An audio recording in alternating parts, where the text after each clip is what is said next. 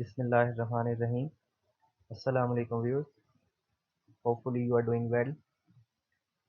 आज हम एक नई सीरीज़ जो है अपनी वीडियोस की वो स्टार्ट करने जा रहे हैं, जिसमें हम बेसिक मैथमेटिक्स के जो टॉपिक्स हैं उनको डील करेंगे। हम स्टार्ट लेने जा रहे हैं रेशियोज एंड प्रोपोर्शंस हैं। जैसा कि आप अगर आईकॉम के स्टूडेंट हैं, उसमें बिजनेस मैथ का जो टॉपिक है उसके अंदर ये फर्स्ट चैप्टर जो है वो रेशियोज एंड प्रोपोर्शंस के रिलेवेंट ही है।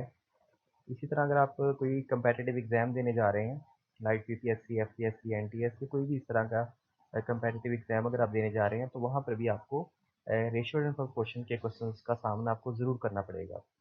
रेशियोज एंड प्रोपोर्शंस को हम कॉन्सेप्चुअली जो है वो समझने की कोशिश करेंगे, ताकि किसी भी तरीके से अगर आपसे कोई क्वेश्चन पूछा जाए तो आप उसको ईजीली टैकल कर सकें। इसमें हम डिफरेंट ट्रिक्स भी देखेंगे कि किस तरह से इन क्वेश्चंस को हम बहुत ईजीली सॉल्व कर सकते हैं। तो चलिए आज के टॉपिक को स्टार्ट करते हैं। हम आज के इस टॉपिक में देखेंगे कि रेशो क्या है। इसके अलावा हम देखेंगे कि रेशो को यूज़ कहाँ किया जाता है, कैसे यूज़ किया जाता है, इसके यूजेस क्या है, और रेशो को सिंप्लीफाई किस तरह से किया जाता है। सबसे पहले रेशो को डिफाइन कर लेते हैं कि रेशो क्या है। What is a ratio? Ratio is a comparison of two numbers. बहुत सिंपल वर्ड में हम ये कह सकते हैं कि रेशो जो है वो दो नंबर्स का कंपैरिजन है। किसी भी दो नंबर्स को अगर हम कंपेयर करेंगे आपस में, तो वो रेशो कहलाएगी। और इसको हम तीन डिफरेंट मेथड से लिख सकते हैं। यानी इसको हम ए टू बी इस तरह लिख सकते हैं, ए रेशो बी, ये रेशो का साइन है, इस रेशो के साइन के थ्रू हम इसको शो कर सकते हैं। या फिर हम ए डिवाइडेड बाई बी, यानी ए ओवर बी, इस तरह से भी हम इसको शो कर सकते हैं।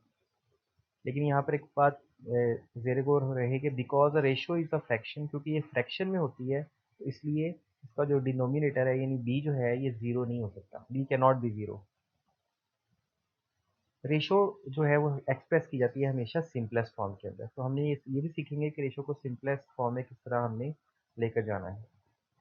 नेक्स्ट हम देखते हैं कि इसका यूज़ क्या है। The ratio of boys and girls in the class is 12:11। हम ये एग्जांपल दे रहे हैं कि क्लास है, उसमें जो बॉयज़ और गर्ल्स की रेशो है that is 12:11।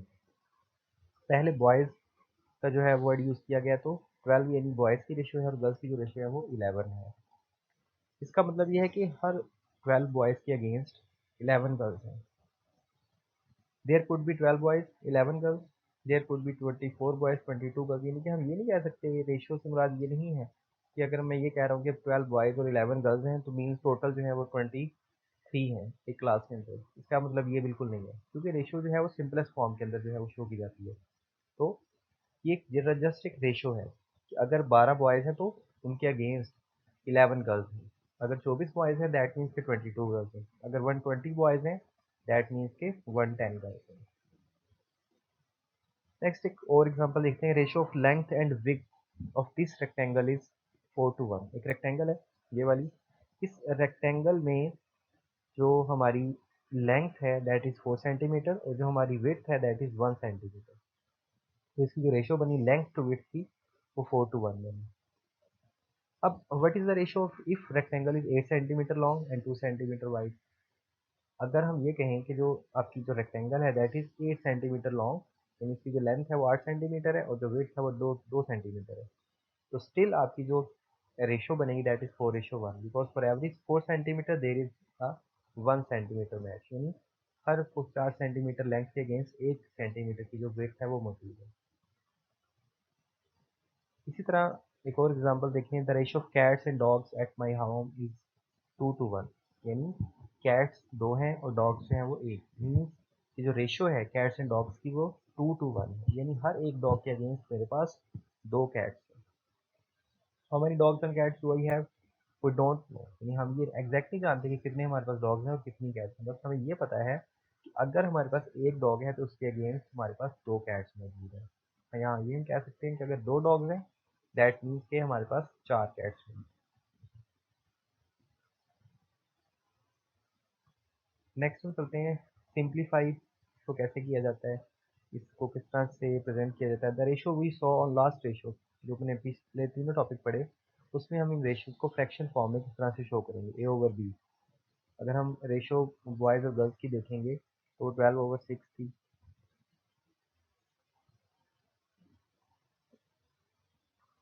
The ratio of boys and girls in the class is, जो रेशियो थी बॉयज़ और गर्ल्स की, दैट इज़ 12:11। इसको हम 12/11 लिख सकते हैं। Ratio of rectangle 4/1।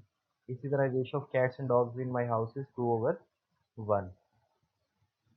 अब सिंप्लीफाई कैसे करें ना, now tell you I have 12 cats and 6 dogs. मेरे पास अब 12 कैट्स और 6 डॉग्स हैं, अब उनको सिंप्लीफाई करना है। तो एक चीज़ याद रखिए, रेशो बनाते वक्त जो चीज़ आपको, जो एलिमेंट पहले बताया गया है वो आपका नोमिनेटर में आएगा, और जो बाद में बताया गया वो डिनोमिनेटर में आएगा। या आप ये कह सकते हैं कि जो चीज़ पहले बताई गई है वो पहले लिखी जाएगी, जो बाद में बताई गई है वो बाद में लिखी जाएगी। रेशो के दो एलिमेंट्स होते हैं। अगर हम ए रेशो बी कह रहे हैं, तो ए को हम फर्स्ट यानी डिनोमिनेटर में लिखेंगे और बी को जो है वो हम डिनोमिनेटर में लिखेंगे। पहला एलिमेंट यानी ए रेशो बी अगर है तो ए एलिमेंट को हम एंटीसीडेंट कहते हैं और बी को कंसीक्वेंट कहा जाता है। ये दो बातें आपने याद रखनी है। यानी यहाँ पर अगर मैं बात करूँ, ये 12 और 6 है, तो 12 जो है वो मेरा एंटीसीडेंट कहलाएगा और जो 6 है वो कंसीक्वेंट जो है वो कहलाएगा। अब इसको सिंप्लीफाई करने के लिए सिंपल सा है कि हमने जो दोनों नोमिनेटर और डिनोमिनेटर दोनों को जो है वो हमने इनके कॉमन फैक्टर जो कि 6 है उससे डिवाइड कर देना है, तो आपकी सिंपली जो फॉर्म है वो आपके सामने आ जाएगी, यानी 2:1। नेक्स्ट हम देखें how to simplify ratio. Ratios को सिंप्लीफाई कैसे किया जाता है। यहाँ पर उसने एक एग्जांपल दिया कि person arm is 80 centimetre, he is 2 metre tall. एक शख्स है, उसका बाजू जो है वो 80 सेंटीमीटर का है, जबकि उसकी जो टोटल लेंथ है, हाइट है उसकी, जो वो 2 मीटर है। अब यहाँ पर उसने कहा है मुझे find the ratio of the length of his arm to his total height. उसके आर्म की जो लेंथ है उसको आपने उसकी टोटल हाइट से जो है वो उसकी रेशियो बनानी है, उसको कंपेयर करना है। अब जब भी हमने रेशियो बनानी है, किसी भी चीज़ की रेशियो फाइंड करनी है, तो एक बात का ख्याल रखना है कि यूनिट सेम होना चाहिए। To compare them we need to convert both numbers into same unit. या तो हम दोनों को सेंटीमीटर में कन्वर्ट कर लें या हम दोनों को मीटर में कन्वर्ट कर लें, जो हमें इजी लगे, जो जो हमें करना आसान लगे वो हम इसमें करेंगे। यहाँ पर हमारे पास जो है सेंटीमीटर में, इसको हम पहले कन्वर्ट करके देखते हैं। हमारे पास जो है आर्म की जो लेंथ है दैट इज 80 सेंटीमीटर और जो हाइट है टोटल उस शख्स की वो 2 मीटर है। इसको सेंटीमीटर में कन्वर्ट करने के लिए आप जानते हैं कि 1 मीटर में 100 सेंटीमीटर होते हैं। तो अगर हम इसको सेंटीमीटर में कन्वर्ट करेंगे तो 80 सेंटीमीटर ओवर 2 मीटर्स का मतलब हुआ 200 सेंटीमीटर। अब इसको हम सिंप्लीफाई कर लेंगे तो हमारा जो आंसर है दैट विल बी 80/200, और सिंप्लीफाई करने के बाद 2/5 आ जाएगा।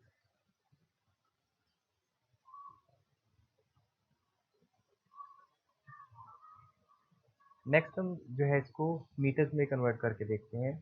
तो जो हमारे पास 80 सेंटीमीटर और 2 मीटर है, तो इसको हम सेंटीमीटर्स में हमने कन्वर्ट करके देखी है। अब इसको मीटर्स में कन्वर्ट करने के लिए 2 मीटर्स तो सेम रहेगा, लेकिन सेंटीमीटर को जो मीटर में कन्वर्ट करना है तो हमें इसको 100 पे डिवाइड करना है, तो हमारा आ जाएगा 0.8 मीटर।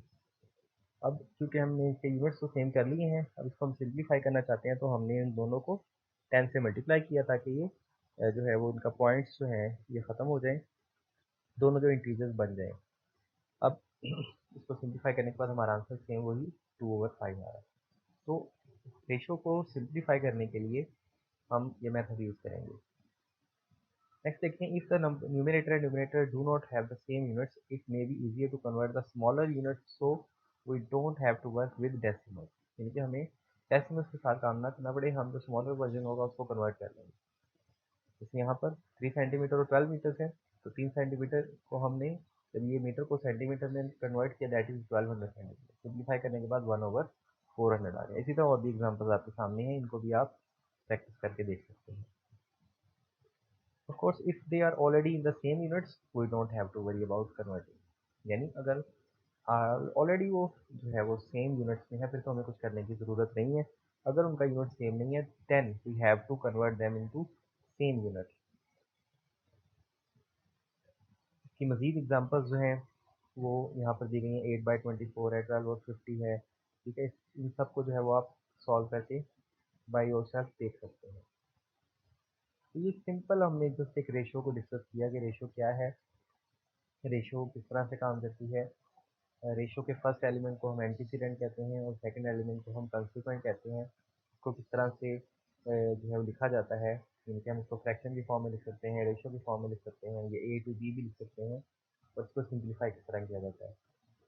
उम्मीद है आपको ये वीडियो अच्छी लगी होगी। नेक्स्ट हमारी जो वीडियो होगी वो प्रोपोर्शन के ऊपर होगी और हम उसमें तमाम जो प्रोपोर्शन की टाइप्स हैं और उनको किस तरह से सॉल्व करना है उनके बारे में बात करेंगे। तो आपसे रिक्वेस्ट है कि हमारे चैनल को लाइक कर दें, सब्सक्राइब कर दें और बेल आइकॉन को प्रेस कर लें ताकि मज़ीद आने वाली वीडियो आप तक पहुँच सके। Thank you. अल्लाह हाफिज़।